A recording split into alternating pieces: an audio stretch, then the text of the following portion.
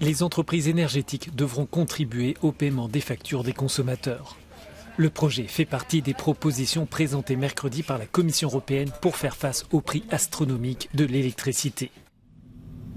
L'institution souhaite que les sociétés qui fournissent des ressources fossiles consacrent une partie de leurs bénéfices exceptionnels à une contribution de solidarité destinée à atténuer l'impact sur les ménages vulnérables. La Commission veut aussi mettre en place un plafonnement des revenus des entreprises produisant de l'électricité à faible coût, comme les renouvelables ou le nucléaire.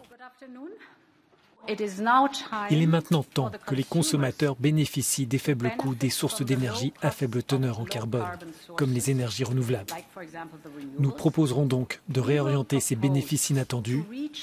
Nous voulons les réorienter vers les États membres pour que les États membres puissent soutenir les ménages vulnérables et les entreprises vulnérables. Selon le projet annoncé, un fonds de liquidité pour les entreprises énergétiques devrait être mis en place pour les aider à faire face à la volatilité des marchés.